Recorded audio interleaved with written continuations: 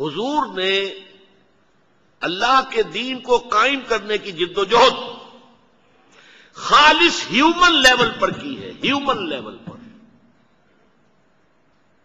اس میں معجزات کا عمل دخل نہ ہونے کے برابر ہے۔ تکلیفیں جھیل کر، مصائب برداشت کر کے، فاقہ جھیل کر، زخم جھیل کر، اپنا خون زمین پر گرتا ہوا دیکھ کر، 259 اپنے جانثاروں کی لاشیں دیکھ کر، یہ مراحل طے کر کے یہ کام کیا ہے۔ ایسا نہیں ہوا بس دعا مانگی اور بیڑا پار ہو گیا، نہیں۔ 3 برس شیب بنی ہاشم کے اندر نظر بند رہے ہیں، اور طائف میں جو نقشہ ہوا ہے، رسوا سر بازارے آشوق ستمگارے، اس راہ میں جو سب پہ گزرتی ہے سو گزری، تنہا پس زندہ کبھی رسوا سر بازار۔ طائف میں کیا ہوا ہے؟ تینوں جو بڑے سردار تھے ان سے گفتگو کی ہے، انہوں نے تو ایسے جملے کہے چبھنے والے جو کلیجے کو چیر دیں۔ اور پھر جب سٹریٹ ارچنز جو ہوتے ہیں، آوارہ لوگ، آوارہ لڑکے، انہیں اشارہ کیا ذرا ان کی خبر لو، یہ نبی بنے پھرتے ہیں، نبوت کا دعویٰ کر رہے ہیں، ذرا خبر لو ان کی، اور وہ پتھراؤ کر رہے ہیں۔ ساتھ صرف ایک ہے، حضرت زید ابن حارثہ، وہ سامنے سے آ کر روک بنتے ہیں، ڈھال بنتے ہیں، تو وہ پیچھے سے پتھر آ رہے ہیں، وہ پیچھے کی طرف سے جاتے ہیں تو آگے سے پتھر آ رہے ہیں۔ جسم لہو لہان ہو گیا، جسم کا خون بہ کر جا کر جوتیوں میں جم گیا، غشی سی تاری ہوئی ہے، تھک کر بیٹھ گئے ہیں تو 2 گنڈے آئے ہیں، ایک نے اس بغل میں ہاتھ ڈالا، ایک نے اس بغل میں ہاتھ ڈالا، اٹھو جاؤ۔ یہ نقشہ ہے، محمد عربی ہیں، سید المرسلین، محبوب رب العالمین، سید الاولین والآخرین، اور یہ نقشہ ہے، یہ ہے سیرت۔ یہ کوئی بیان نہیں کرتا، کوئی بیان نہیں کرتا۔ اس تکلیف کا جو پھر جو نقشہ نکلا ہے، کہ پھر جو حضور کے قلب کی گہرائیوں سے جو دعا نکلی ہے، واقعہ یہ ہے کہ کلیجہ شک ہوتا ہے اسے پڑھتے ہوئے۔ جب وہاں سے نکل کے باہر آ گئے ہیں اور ایک باغ میں تھوڑی سی دیر کے لیے سستانے کو ٹھہر گئے، وہاں آپ کے اب دعا کی ہے، مناجات کی ہے۔ اللہم الیک اشکو ضعف قوتی وقلت حیلتی وہوانی علی الناس۔ اے اللہ تیری جناب میں فریاد لے کر آیا ہوں اپنے وسائل اور طاقت کی کمی کا، اور لوگوں کے سامنے جو رسوائی ہو رہی ہے اس کا۔ کہاں جاؤں، کس سے فریاد کروں؟ تیری ہی جناب میں فریاد لے کر آیا۔ الی من تکلنی، مجھے کس کے حوالے کر دیا ہے؟ الی بعید یتجہمنی اور الی عدو ملکت امری، کیا دشمن کے حوالے مجھے کر دیا جو چاہے کر گزرے؟ اندازہ کیجئے کہاں سے یہ الفاظ نکل رہے ہیں۔ لیکن پھر یہ فریاد جو ہے اس کا ٹرم کیا ہے؟ ان لم یکن علی غضبک فلا ابالی، پروردگار اگر تو ناراض نہیں ہے تو مجھے کوئی پرواہ نہیں، سر تسلیم خم ہے جو مزاج یار میں ہے۔ یہ میں نے ایک نقشہ دکھایا، حضور کی 23 برس کی زندگی جو ہے وحی کے آغاز کے بعد سے دن رات کی مشقت اور محنت۔ جو نقطہ سمجھنے کا ہے وہ کیا ہے؟ معجزات نہ ہونے کے برابر۔ حضور کا اصل معجزہ قرآن مجید ہے، اصل معجزہ وہ ہے۔ قرآن کے پڑھنے والے جانتے ہیں کہ کفار قریش مکہ جو ہے وہ کہتے تھے معجزہ دکھاؤ، جیسے موسیٰ کو معجزہ ملے، جیسے عیسیٰ کو معجزے ملے۔ اللہ کا فیصلہ تھا کہ نہیں دکھائیں گے، ہمارا معجزہ قرآن ہے۔ ان معجزوں کو دیکھ کر کون ایمان لے آیا تھا؟ کیا فرعون نے مان لیا تھا؟ کیا یہودی حضرت عیسیٰ پر ایمان لے آئے تھے معجزے دیکھ کر؟ جن سے بڑے معجزے ممکن نہیں ہیں، حسی معجزے، آنکھوں سے دکھائے جانے والے معجزے تو اس سے بڑے ممکن نہیں ہیں۔ مردے سے کہا جائے قم باذن اللہ، وہ کھڑا ہو جائے، چلنا شروع کر دے، مردہ قبر سے نکل آیا۔ یا یہ کہ گارے سے ایک پرندے کی شکل بنائی، پھونک ماری اور وہ اڑتا ہوا پرندہ ہو گیا۔ احیاء موتا اور تخلیق حیات، اس سے آگے کوئی شے ہے؟ باقی یہ کہ جو مادرزاد اندھا تھا ہاتھ پھیرا اور اس کی بینائی آ گئی. یہ تو چھوٹی چیزیں ہیں. مردہ کو زندہ کر دیا، اور کیا چاہیے آپ کو؟ تو کیا ایمان لے آئے لوگ؟ لوگوں نے کہا جادوگر ہے اور جادو کفر ہے، لہذا کافر ہو گیا، مرتد ہو گیا، واجب القتل ہے، سولی چڑھا دو اس کو. تو اللہ تعالیٰ نے محمد کے بارے میں طے کیا کہ وہ معجزے نہیں دکھائے جائیں گے. ہدایت کا طالب کوئی ہے تو قرآن موجود ہے، معجزہ ہے سب سے بڑا. اور ہدایت کا طالب نہیں ہے تو بڑے سے بڑا معجزہ دکھا دو، ایمان تو نہیں لاتے. لیکن اس میں خاص طور پر نوٹ کیجئے، جب بنی اسرائیل کو بھوک لگی تھی اور کھانے کو کچھ نہیں تھا تو من و سلوہ نازل ہوئے تھے کہ نہیں؟ جیش العسرہ، سفر تبوک، بھوک کا یہ حال اور رسد کی کمی کا یہ حال کہ 3 مجاہدین کا 24 گھنٹے کا راشن ایک کھجور. پہلے ایک شخص نے منہ میں رکھا، چوس لیا کچھ دیر، پھر دوسرے کو دے دیا، اس نے چوس لیا، کچھ گلوکوز مل گئی، کچھ انرجی مل گئی، اللہ اللہ خیر صلی اللہ، پھر تیسرے کو دے دیا. 3 آدمیوں کے لیے 24 گھنٹے کا راشن ایک کھجور. کیا من و سلوہ نازل ہوا؟ بتائیے. یہ میں سوال بعد میں کروں گا. کیا وہ بنی اسرائیل والے جو ہیں وہ اللہ کو زیادہ محبوب تھے محمد کے امتیوں سے؟ کیا موسیٰ زیادہ عزیز تھے محمد الرسول اللہ سے صلی اللہ علیہ وسلم؟ یہ سوال اپنی جگہ ہے، واقعہ اپنی جگہ ہے. غزوہ خندق کے اندر لوگوں نے فاقوں کی وجہ سے، کئی وقت کا فاقہ ہے، کمر دوہری ہوئی جا رہی ہے، تو کمر سے پتھر باندھ لیے ہیں. اپنی چادریں لے کر یہاں پتھر رکھا پیٹ کے اوپر اور چادر سے کس دیا تاکہ کمر جو ہے سیدھی رہے. پھر حضور سے آ کر فریاد کی کہ حضور اب یہ فاقہ کشی ناقابل برداشت ہو رہی، دیکھیے ہم نے یہ پتھر باندھے ہوئے. حضور اپنا کرتا مبارک اٹھا کر دکھاتے ہیں، وہاں 2 پتھر بندھے ہوئے. یہ ساری باتیں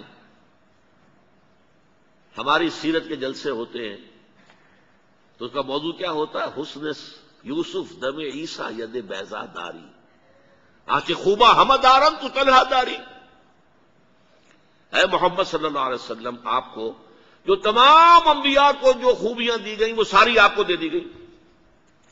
یوسف علیہ السلام بہت حسین تھے، ان سے بڑھ کر حسن محمد کو عطا کر دیا گیا صلی اللہ علیہ وسلم. دم عیسیٰ ید بیضا، یہ ساری چیزیں ہیں محمد آپ کو عطا کی گئی. حسن یوسف دم عیسیٰ ید بیضا داری، آنچ خوباں ہمہ دارن تو تنہا داری. لیکن میں یہ کہا کرتا ہوں کہ حضور کی یہ حدیث کوئی نہیں سنائے گا آپ کو. تمام نبیوں پر جو تکلیفیں آئی ہیں میں نے تنہا وہ ساری جھیلی ہیں. یہ حدیث نبوی ہے. بہرحال اس پوری بحث کا نتیجہ کیا ہے کہ یہ معجزوں سے نہیں ہوا ہے، یہ دعاؤں سے نہیں ہوا ہے. دعائیں بھی ہوئی ہیں، کوئی شک نہیں، اللہ کی مدد بھی آئی ہے، غزوہ بدر میں آئی ہے مدد، اور مدد کا رات دروازہ آج بھی بند نہیں ہے. چمن کے مالی اگر بنا لے موافق اپنا شعار، اب بھی چمن میں آ سکتی ہے پلٹ کر چمن سے روٹھی بہار. اب بھی فضائے بدر پیدا کر فرشتے تیری نصرت کو اتر سکتے ہیں گردوں سے قطار اندر قطار. اب بھی مدد تو اب بھی آئے گی. معجزہ جو ہے وہ صرف نبیوں کے لیے ہوتا تھا. حضور کے لیے بعض معجزے ہیں، بعض مواقع پر تھوڑا سا کھانا جو ہے بہت سے لوگوں کے لیے کفایت کر گیا. یہ ایسی چیزیں ہوئی ہیں، کرامات کی نوعیت کی چیزیں ہوئی ہیں. لیکن یہ ہے کہ جس طرح کا ہم وہاں دیکھتے ہیں، دھوپ پریشان کر رہی ہے تو ساتھ کے ساتھ بادل چل رہا ہے، ابر چل رہا ہے. ظل اللہ علیکم الغمام وانزل اللہ علیکم المن والسلوى، یہ بنی اسرائیل کے لیے ہوا ہے. 6 لاکھ کا قافلہ، 6 لاکھ تھے بنی اسرائیل جو مصر سے نکلے تھے، 600,000. اور یہ قافلہ جب چلتا تھا کتنا بڑا ایریا ہوتا ہوگا، اور اس کے اوپر وہ صاحبان کی طرح جو ہے مسلسل وہ ابر ساتھ کے ساتھ جا رہا ہے. یہاں تو نہیں ہوا. یہاں جو کچھ ہوا ہے میرے الفاظ نوٹ کیجئے، زمین پر قدم بقدم چل کر ہوا ہے. عام انسانی سطح پر ہوا ہے. محنت سے ہوا ہے، مشقت سے ہوا ہے، تکلیفیں جھیل کر ہوا ہے، مصائب برداشت کر کے ہوا ہے، آزمائشوں میں سے گزر کر ہوا ہے، امتحانات میں سے گزر کر ہوا ہے۔ حضور کا اپنا خون 2 مرتبہ گرا ہے۔ ویسے تو یہ کہ حضور صلی اللہ علیہ وسلم کی تو اپنی خواہش یہ تھی، لَوَدِدتُّ أَنْ أُقْتَلَ فِي سَبِيلِ اللَّهِ ثُمَّ أُحْيَا ثُمَّ أُقْتَلَ ثُمَّ أُحْيَا ثُمَّ أُقْتَلَ، میری بڑی خواہش ہے میں اللہ کی راہ میں قتل ہو جاؤں، پھر زندہ کیا جاؤں، پھر قتل کیا جاؤں، پھر زندہ کیا جاؤں، پھر قتل کیا جاؤں۔ لیکن اللہ کے رسول قتل نہیں ہو سکتے۔ یہ میں نے آج سے عرض کیا تھا، رسول اور نبی میں فرق ہے۔ ایک فرق یہ نوٹ کر لیجئے، نبی قتل ہو سکتا ہے۔ یحییٰ علیہ السلام صرف نبی تھے، قتل ہو گئے۔ عیسیٰ علیہ السلام صرف نبی نہیں تھے، رسول تھے، رسولاً الی بنی اسرائیل۔ وہ قتل نہیں ہو سکتے تھے، وہ سولی نہیں چڑھائے جا سکتے تھے، انہیں زندہ آسمان پر اٹھایا گیا اور وہ دوبارہ آئیں گے۔ بہرحال یہ ہے میرے نزدیک تکمیل رسالت کا بھی دوسرا حصہ، اور اس کے لیے میں نے ایک عنوان اور قائم کیا ہے، معراج انسانیت کا مظہر اتم۔ کیوں؟ دیکھیے، اللہ نے انسان کو پیدا کیا، آدم کو پیدا کیا، خلیفۃ اللہ بنایا، مسجود ملائک بنا دیا، تمام فرشتے ان کے سامنے جھکا دیے گئے۔ ایک سے زائد مقامات پر یہ الفاظ ہے، فسجد الملائکۃ کلہم اجمعون، تین معنی میں۔ سجد الملائکۃ، تمام فرشتوں نے سجدہ کیا، کلہم، ان سب نے کیا، اجمعون، سب نے مل کر کیا۔ لیکن اس انسان کے اندر اللہ نے کیا کیا قوتیں رکھی ہیں، اس کا صحیح مظہر جو ہے وہ شخصیت محمدی ہے صلی اللہ علیہ وسلم۔ انسانیت کی عظمت، اس کو دیکھنا ہو، اس کا نمونہ دیکھنا ہو تو وہ محمد عربی صلی اللہ علیہ وسلم۔ علامہ اقبال نے ایک شعر کہا تھا غالب کے بارے میں، فکر انسان پر تیری ہستی سے یہ روشن ہوا، ہے پرے برغ تخیل کی رسائی تا کجا۔ اے غالب، تیری شخصیت کی وجہ سے انسان کی سوچ پر یہ بات کھلی کہ انسان کا تخیل جو ہے کہاں تک جا سکتا ہے۔ یہ تیرے اشعار سے معلوم ہوتا ہے کہ تخیل جو ہے انسان کا کہاں سے کہاں پہنچ سکتا ہے۔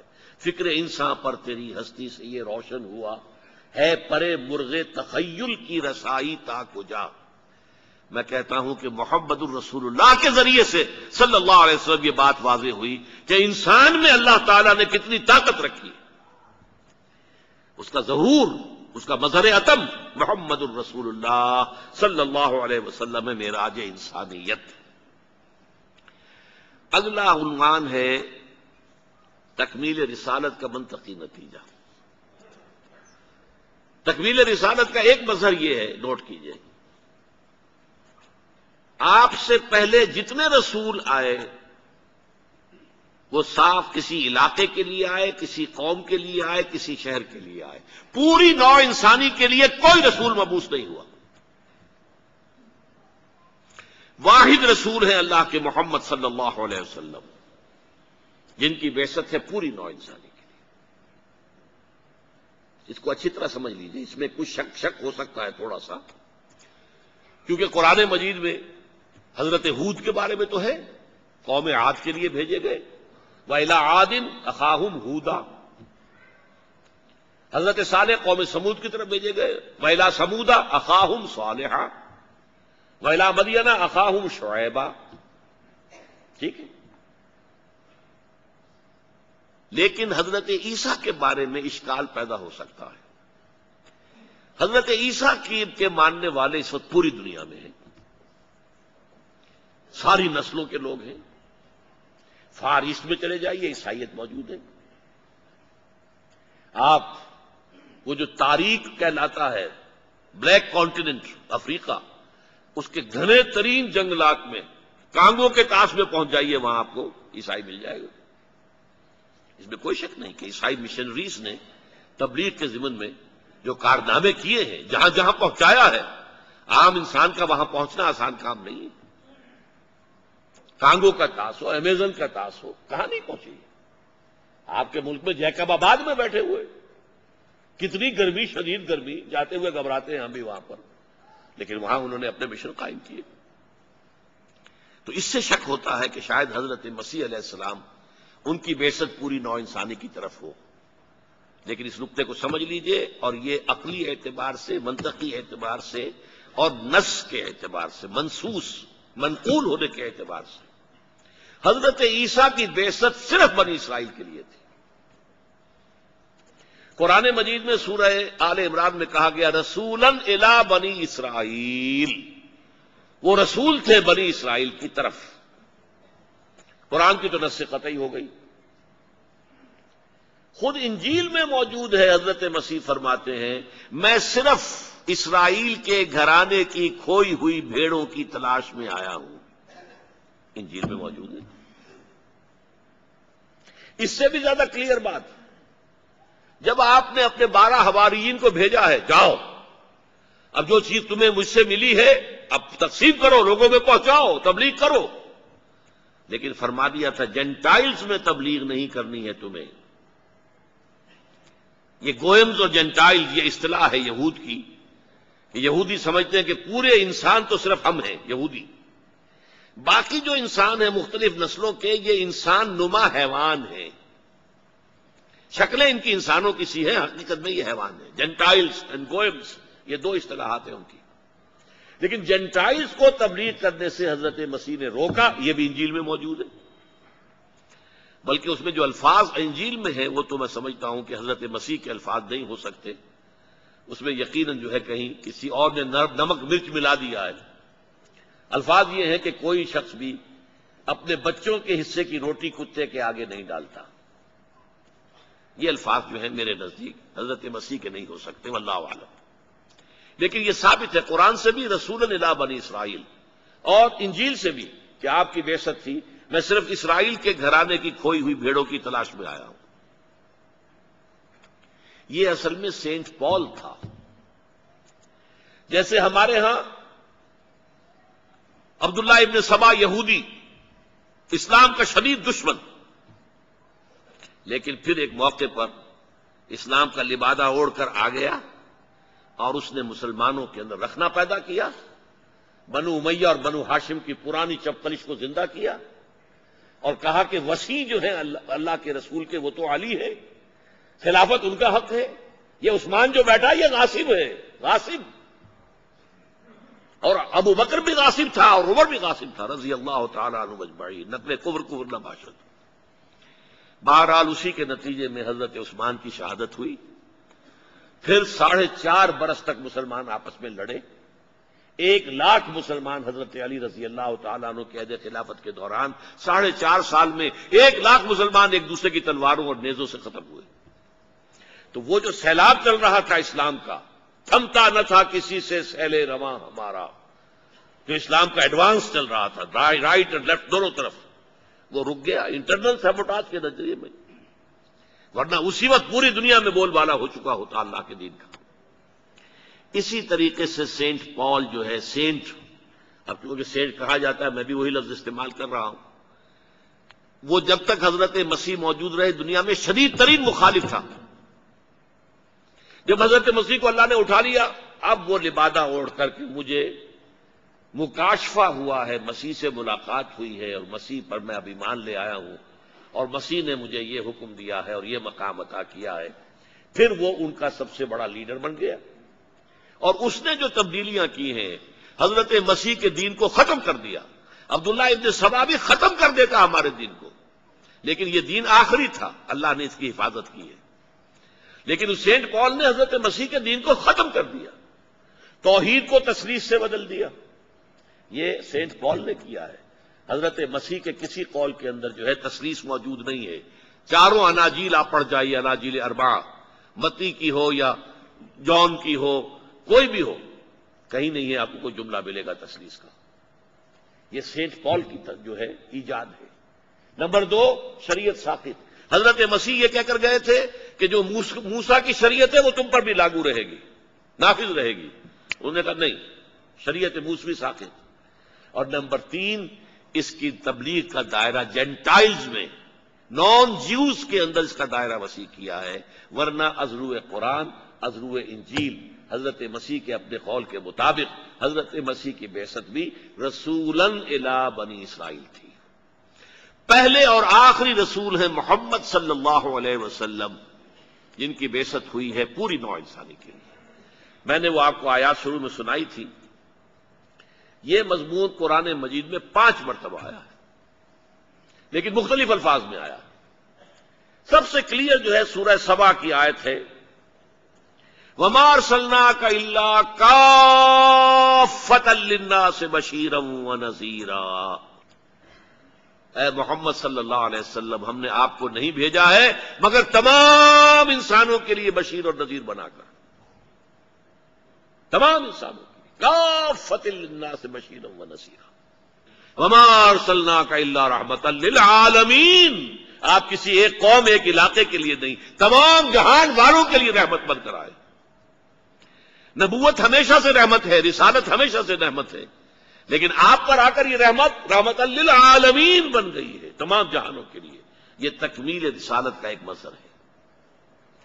اور سورہ اعراف کی آیت میں نے آپ کو سنائی تھی، قل یا ایھا الناس، اے محمد ڈنکے کی چوٹ کہہ دو صلی اللہ علیہ وسلم، اے لوگو، اے بنی نوع آدم، انی رسول اللہ الیکم جمیعا، میں اللہ کا رسول ہوں تمہاری طرف، سب کی طرف۔ اب آ رہی ہے مقطع میں آپ پڑھی ہے سخن گسترانہ بات، ختم رسالت کا یہ پہلو، یہ مظہر تاحال تشنہ تکمیل ہے۔ سمجھ رہے میری بات؟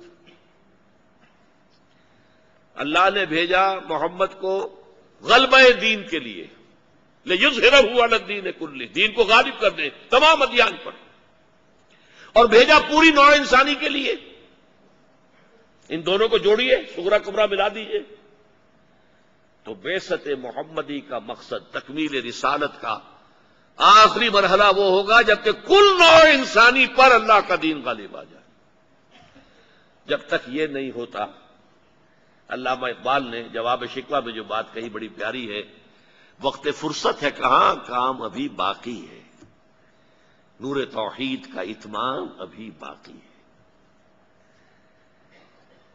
یہ تو کام ابھی نہیں ہوا، پوری نوع انسانی تک تو دین نہیں پہنچا، پوری نوع انسانیت پر اللہ کے دین کا غلبہ نہیں ہوا۔ لیکن نوٹ کر لیجئے، یہ ہو کر رہنا ہے۔ حضور نے خبریں دی ہیں اپنے زمانے سے لے کر تا قیام قیامت، 5 ادوار۔ پہلا دور دور نبوت، دوسرا خلافت علی منہاج النبوہ، خلافت راشدہ، تیسرا دور ظالمانہ ملوکیت، چوتھا دور غلامی والی ملوکیت، 5واں دور پھر خلافت علی منہاج النبوہ۔ نوع انسانی اس 5ویں دور کی دہلیز تک پہنچی ہوئی ہے۔ یہ دور آیا چاہتا ہے، زیادہ دور نہیں ہے۔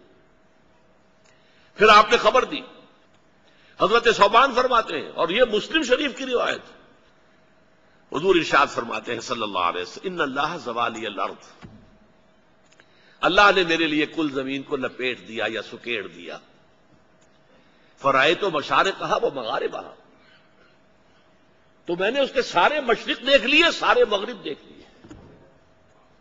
وَإِنَّ أُمَّتِي سَيَبْلُغُ مُلْكُهَا مَا زُوِّيَ لِي مِنْهَا، اور سن رکھو، میری امت کی حکومت ان تمام علاقوں پر قائم ہو کر رہے گی جو زمین کو سکیڑ کر اور لپیٹ کر مجھے دکھا دیے گئے۔ کوئی شک ہے؟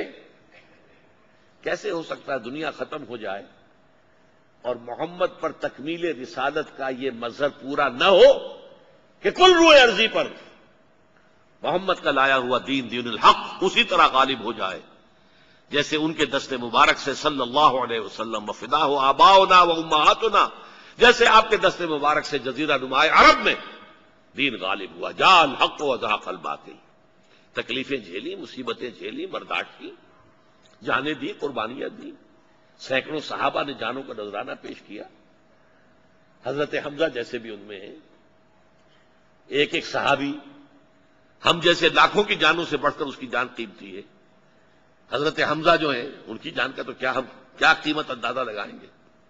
یہ جانیں گئی ہیں تب دین آیا ہے، دین غالب ہوا، لیکن ہونا ہے، ورنہ محمد الرسول اللہ پر تکمیل رسالت کا تقاضا پورا نہیں ہوگا۔ کیسے ممکن ہے کہ دنیا ختم ہو جائے اور حضور پر تکمیل رسالت کا یہ تقاضا کہ کل روئے عرضی پر آپ کا لایا ہوا دین نافذ ہو جائے اور یہ پورا نہ ہو۔ ایک اور حدیث جو مقداد بن الاسود سے ہے رضی اللہ تعالی عنہ، اس میں حضور کے الفاظ یہ ہیں: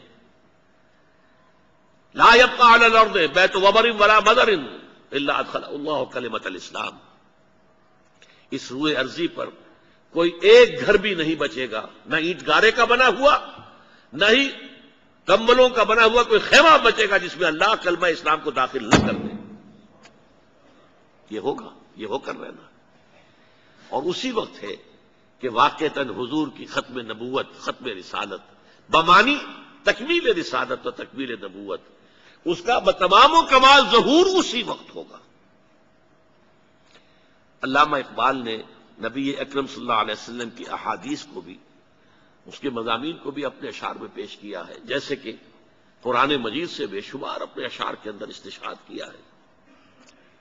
چنانچہ یہ چیزیں بھی کہ یہ دور آ کر رہے گا، آسماں ہوگا سحر کے نور سے آئینہ پوش، اور ظلمت رات کی سیما پا ہو جائے گی۔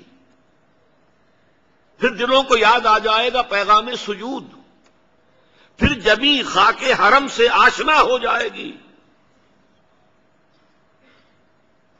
آنکھ جو کچھ دیکھتی ہے لب پہ آ سکتا نہیں، میں بے حیرت ہوں کہ دنیا کیا سے کیا ہو جائے گی۔ شب گریزاں ہوگی آخر جلوہ خورشید سے، یہ چمن معمور ہوگا نغمہ توحید سے۔ کل روئے عرضی پر لا الہ الا اللہ ان الحکم الا للہ، حکومت حاکمیت کا حق سوائے اللہ کے کسی کو نہیں۔ یہ نظام جو ہے پولیٹیکو سوشو اکنامک سسٹم پوری دنیا میں قائم ہوگا۔ دیکھیے یہ کام پہلے جب ہوا تھا حضور کے دست مبارک سے جزیرہ نمائے عرب میں دین کا غلبہ ہو گیا، پھر آپ کے بعد اس کی ایکسٹینشن ہوئی ہے، فوجیں نکلی ہیں مشرق اور مغرب، مشرق میں عراق سے ہو کر ایران، پھر یہ پورا ملک جو اس زمانے کا خراسان تھا چین تک بات پہنچ گئی، مغرب میں شام، اور شام سے ہو کر سینائی پیننسولا سے مصر اور لیبیا ہوتے ہوتے ہوتے ہوتے اٹلانٹک اوشن تک بات پہنچ گئی۔ کہاں سے کہاں تک، از کجا تاب کجا۔ وہ تو جیسا کہ میں نے عرض کیا، فتنہ جو تھا سبائی فتنہ، اس نے انٹرنل سیبوٹاج کیا، آپس میں بھڑا دیا مسلمانوں کو، قوت ٹوٹ گئی۔ جیسے کہیں اونچائی پر ٹرک چڑھ رہا ہو اور کہیں موشن ٹوٹ جائے، تو موشن ٹوٹنے کے بعد جو ہے وہ ڈرائیور گھبراتا ہے، یہ موشن ٹوٹ گیا، تھمتا نہ تھا کسی سے سیل رواں ہمارا، وہ سیل رواں ہمارا تھم گیا اور ریورسل شروع ہو گیا۔ اب بھی یہی ہوگا، کسی ایک خطے میں اللہ کا وہ نظام خلافت علی منہاج النبوہ قائم ہوگا۔ جہاں تو اس بات کا تعلق ہے کہ ایسا ہونا ہے، یہ یقینی ہے، اس میں کسی شک و شبے کی گنجائش ہے ہی نہیں۔ کب ہوگا یہ ہم نہیں کہہ سکتے، کتنی قربانیاں دے کر ہوگا یہ ہم نہیں کہہ سکتے، ابھی کتنے اپس اینڈ ڈاؤنز آ جائیں گے یہ ہم نہیں کہہ سکتے۔ اسی طریقے سے کچھ اشارات ہیں کہ یہ خطہ آپ کا، یہ پاکستان اور اس سے ملحق سرزمین افغانستان، یہاں سے آغاز ہوگا۔ اب اگرچہ موجودہ حالات بڑے تباہ کن ہیں، افسوسناک ہیں، ریورس گیئر لگ گیا ہے، طالبان کے بارے میں ریورس گیئر لگا، جہاد کشمیر پر ریورس گیئر لگ گیا۔ اب اللہ نہ کرے لیکن یہ کہ بش صاحب نے حکم دے دیا ہے اپنے جو کارکن ہیں انہیں، سیکرٹ ایجنسی کے لوگوں کو، ایسی تیاری مکمل کر لو کہ اگر ذرا بھی اندیشہ ہو کہ پاکستان کے جو ایٹمی صلاحیتیں ہیں ان تک جو ہے یہ فنڈامنٹلز کی رسائی ہو سکتی ہے تو فوراً قبضہ کر لیں۔ اس کا بھی ہو گیا۔ اب سود کے بارے میں جو ہماری پیش رفت ہوئی تھی اس پر بھی ریورس گیئر لگ گیا۔ وہ فیصلہ ابھی اناؤنس تو نہیں ہوا لیکن معلوم ہے کہ کیا فیصلہ ہے، کون نہیں جانتا کہ کیا ہے۔ تو حالات بڑے نامساعد ہیں، ناموافق ہیں، لیکن اور بھی دور فلک ہیں ابھی آنے والے۔ ناز اتنا نہ کریں ہم کو ستانے والے، جو تھا نہیں ہے، جو ہے نہ ہوگا، یہی ایک حرف محرمانہ۔ ظاہر بات ہے کہ جو کوئی حالات بھی ہمیشہ کے لیے نہیں ہوتے ہیں، لیکن میں یقین کے ساتھ کہہ سکتا ہوں کہ انشاءاللہ العزیز اسی خطۂ ارض سے، اس لیے کہ اللہ تعالیٰ نے 400-500 سال سے اس کی تمہید کی ہے، تو اللہ کرے گا، لیکن پس سے باعث قرض کے درجے میں کہوں گا، ہم میں سے ہر شخص کا فرض یہ ہے کہ اس کے لیے کمر کس لے۔ دنیا میں کیا ہوتا ہے کیا نہیں ہوتا یہ میرے اور آپ کے اختیار میں نہیں ہے۔ میں جو کچھ کر سکتا ہوں، آپ جو کچھ کر سکتے ہیں، جو بھی آپ کے اختیار میں، اس کے لیے آپ عند اللہ مسئول ہیں، ذمہ دار ہیں۔ پہلی بات یہ کہ طے کریں ان صلاتی و نسکی و محیای و مماتی للہ رب العالمین، میری نماز اور میری قربانی اور میری زندگی اور موت اللہ کے لیے۔ اب اللہ کے لیے جینا ہے، اللہ کے لیے مرنا ہے، اللہ کے دین کو قائم کرنا ہے، سیرت النبی سے یہ سبق لینا ہے، یہ اسوہ رسول ہے۔ اسی لیے لقد کان لکم فی رسول اللہ اسوۃ حسنہ والی آیت کہاں آئی ہے؟ غزوہ احزاب کے ضمن میں آئی ہے، جس موقع پر حضور نے 2 پتھر باندھے ہوئے تھے اپنے پیٹ سے، وہ نقشہ دکھایا گیا ہے، لقد کان لکم فی رسول اللہ اسوۃ حسنہ۔ ہم کوئی تکلیف جھیلنے کو تیار نہیں، کوئی قربانی دینے کو تیار نہیں۔ پہلا کام یہ ہے کہ اب اپنی معاش اور اپنی معاشرت کو حرام سے پاک کریں، کوئی سودی لین دین ختم کریں، پردہ نہیں ہے گھر میں، پردہ نافذ کریں، شریعت کے احکام ہے۔ کوئی ہمارے ہاں قانون نہیں بنا ہے آج تک جس نے پردے کو ممنوع قرار دیا، اگر چھوڑا ہے تو ہم نے خود چھوڑا ہے، ذمہ دار ہم نہیں۔ کوئی قانون ایسا نہیں بنا کہ بینک سے لازماً سود کے اوپر قرضہ لے کر اپنی دکان زیادہ چمکاؤ، کاروبار زیادہ بڑھاؤ، کوئی قانون نہیں ہے، جو کرتا ہے خود کرتا ہے، ذمہ دار ہم ہیں۔ اسی لیے ہمارے اوپر اعمالکم اموالکم، حضور نے فرمایا تمہارے اپنے عمل تمہارے اوپر حکمران ہو جاتے ہیں، کما تکونون کذالک یؤمر علیکم، جیسے تم خود ہوگے ویسے ہی تم پر حاکم مسلط کر دیے جائیں گے۔ تو پہلا کام ہے انفرادی توبہ، خود طے کریں جینا مرنا اللہ کے لیے، اور سب سے پہلے اپنی زندگی میں اسلام کو نافذ کریں۔ پھر نمبر 3، اب تلاش کریں کوئی قافلہ، کوئی جماعت جو دین کو قائم کرنے کے لیے اور صحیح طریقے پر قائم کرنے کے لیے جد و جہد کر رہی، اس میں شامل ہو۔ علیکم بالجماعہ، حضور نے فرمایا تم پر لازم ہے جماعت کی شکل اختیار کرنا۔ انی آمرکم بخمس اللہ امرنی بہن، مسلمانوں میں تمہیں 5 باتوں کا حکم دے کر جا رہا ہوں، اور یہ اللہ نے مجھے حکم دیا ہے، اپنے طور پر نہیں دے رہا ہوں۔ بالجماعت والسمع والطاعت والہجرت والجہاد فی سبیل اللہ۔ یہ حدیثیں آپ کو نہیں سنائی گئی، 5 باتوں کا حکم دے رہا ہوں، جماعتی شکل ہو، اور جماعت بھی سم و طاعت والی، لسن اینڈ اوبے، ڈسپلن جماعت، وہ ہجرت بھی کرے گی، جہاد بھی کرے گی۔ تلاش کیجیے، خود تلاش کریں، اس کا مطالعہ کریں، دیکھیں۔ اس میں صرف آپ کی مدد کر سکتا ہوں۔ 4 چیزیں ہیں جو دیکھنی چاہیے۔ اس جماعت کا ڈکلیئرڈ گول ہونا چاہیے اقامت الدین، دین کو قائم کرنا، دین کو غالب کرنا، لیظہرہ علی الدین کلہ، جس کے لیے محمد بھیجے گئے صلی اللہ علیہ وسلم، اس کی تکمیل کرنا، نتھنگ شارٹ آف دیٹ۔ ورنہ کام تو اور بھی بہت اچھے ہیں، تعلیم کا، تدریس کا، تبلیغ کا، خلق خدا کی خدمت کا، بڑے اچھے کام ہیں، لیکن نہیں، ڈکلیئرڈ گول ہونا چاہیے اللہ کے دین کو نافذ کرنا ہے، قائم کرنا۔ نمبر 2، اس کا ڈسپلن مضبوط ہونا چاہیے۔ نمبر 3، ان سے پوچھئے طریقہ کار کیا ہے آپ کے سامنے، وہ طریقہ کار اسوہ رسول سے اخذ کیا جانا چاہیے، لقد کان لکم فی رسول اللہ اسوۃ حسنہ۔ اور نمبر 4 یہ کہ اس کی قیادت کے قریب جا کر سونگھئے کہ خلوص کی خوشبو آتی ہے یا نہیں آتی، کہیں ایسا تو نہیں محسوس ہوتا کہ ہیں تو باتیں تو اچھی ہیں لیکن دھندا ہے، یہ دنیا کمانے کا ذریعہ بنایا ہوا ہے۔ 4 چیزیں اگر کہیں پر کسی درجے میں بھی پوری ہو جائیں، آپ پر لازم ہے اس جماعت میں شریک ہونا، اور اس جماعت میں شریک ہو کر اور پھر دین کے غلبے کی جد و جہد کرنا۔ 10 جماعتیں ہوں، 20 جماعتیں، کوئی پرواہ نہیں۔ ایک جماعت صرف نبی کی ہوا کرتی تھی، نبی کی جماعت کے اندر جو شامل نہیں وہ کافر، نبی کی جماعت کو جو چھوڑ گیا وہ مرتد۔ لیکن یہاں نہیں ہے معاملہ، اب کوئی نبی نہیں ہے، اب تو در حقیقت آپ کی جماعت ہے، کسی اور کی جماعت ہے، کسی اور کی آپ دیکھیے جو آپ کو پسند آئے۔ دل کو لگے، کام کرنا ہے دین کا، قافلے بے شمار ہو، کوئی حرج نہیں، لیکن کوئی شخص بھی اس جد و جہد سے بالکل علیحدہ نہ رہ جائے، بری نہ رہ جائے۔ یہ ہے میرا پیغام سیرت النبی علیہ صاحب الصلاۃ والسلام کا کنکلوڈنگ جو پیغام ہے میرے لیے، آپ کے لیے، امتیوں کے لیے۔ پس چہ باید کرنا کیا چاہیے، وہ میں نے 3 نکات میں آپ کے سامنے رکھ دیا۔ پہلے طے کریں ان صلاتی و نسکی و محیای و مماتی للہ رب العالمین، پھر اپنی معاش اور معاشرت میں سے غیر اسلامی چیزیں، حرام چیزیں نکال کے پاک کریں اپنی معاشرت کو اور معیشت کو۔ پھر یہ کہ کسی جماعت کے ساتھ منسلک ہو کر اور ایک جماعت کی شکل میں منظم ہو کر جد و جہد کریں کہ یہاں پہ اسلامی انقلاب آئے۔ اب ظاہر بات ہے کہ اس کے لیے حضور کا طریقہ کیا ہے اس کو بیان کرنے کا یہ موقع نہیں ہے۔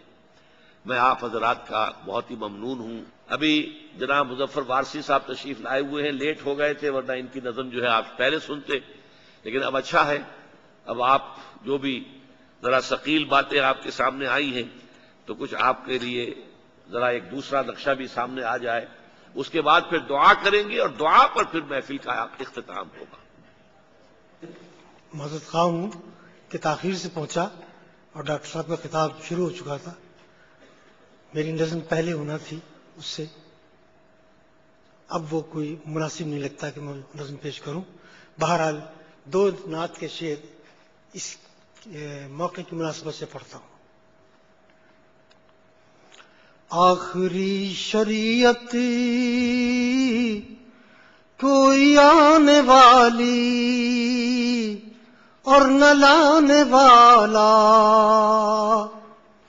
آخری شریعت کوئی آنے والی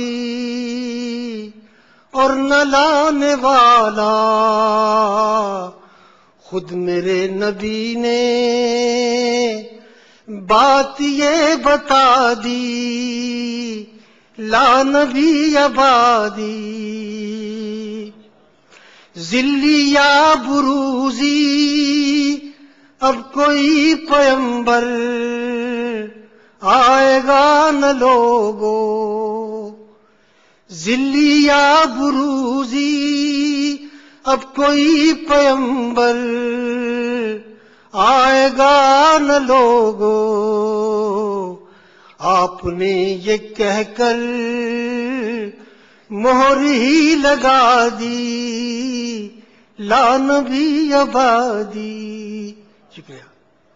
دعا سے پہلے مجھے 2 باتیں یاد آئی ہیں۔ ایک تو میں یہ فیضان اقبال نامی کتاب ہے، شورش کاشمیری صاحب نے مرتب کیے ہیں، علامہ اقبال کے خطوط اور بیانات وغیرہ سے کچھ ان کے اقوال، تو میری آج کی تقریر کا لب لباب یہ تکمیل رسالت اور اتمام اور تکمیل اور اکمال۔ دیکھیے اس کے بارے میں علامہ اقبال فرماتے ہیں، قادیانی نظریہ ایک جدید نبوت کے اختراع سے قادیانی افکار کو ایک ایسی راہ پر ڈال دیتا ہے کہ اس سے نبوت محمدیہ کے کامل و اکمل ہونے کے انکار کی راہ نکلتی ہے۔ یہی تکمیل، کامل اور اکمل۔ الیوم اکملت لکم دینکم واتممت علیکم نعمتی ورضیت لکم الاسلام دینا، یہ در حقیقت اس کاملیت اور اکملیت کے اندر لقب لگائی ہے۔ اور اس کے ایک عقیدت مند کا شعر تو یہاں تک ہے، نقل کفر کفر نہ باشد، ان کا شعر آپ کو سنا رہا ہوں، کس بدبختی تک یہ لوگ پہنچے ہیں۔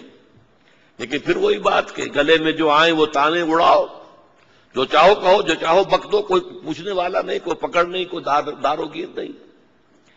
محمد پھر اتر آئے ہیں ہم میں اور پہلے سے بڑھ کر ہیں اپنی شان میں، شان محمدی سے بڑھ کر اس بدبخت غلام احمد کی شان ہے جس کو ان کا ایک عقیدت مند بیان کر رہا ہے۔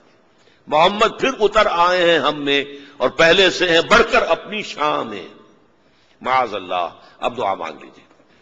الحمدللہ الذی ہدانا لہذا وما کنا لنہتدی لولا ان ہدانا اللہ۔ کل حمد، کل شکر، کل ثنا اس اللہ کے لیے ہے جس نے ہمیں ہدایت عطا فرمائی، اور ہم ہرگز ہدایت یافتہ نہ ہوتے اگر اللہ ہی ہمیں ہدایت نہ دیتا۔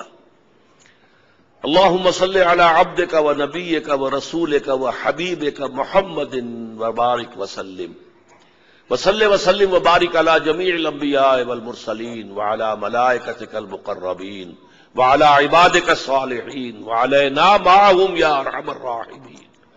اللهم ربنا نور قلوبنا بالایمان واشرح صدورنا للاسلام.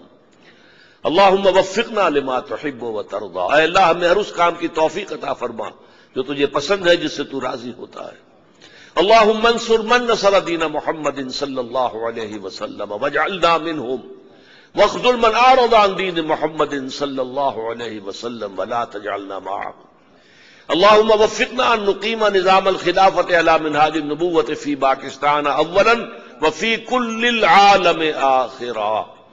اللهم اغفر لنا ولآبائنا ولأمهاتنا ولجميع المؤمنين والمؤمنات والمسلمين والمسلمات الأحياء منهم والأموات إنك سميع مجيب الدعوات. وصلى الله تعالى على خير خلقه محمد وآله وأصحابه أجمعين برحمتك يا أرحم الراحمين.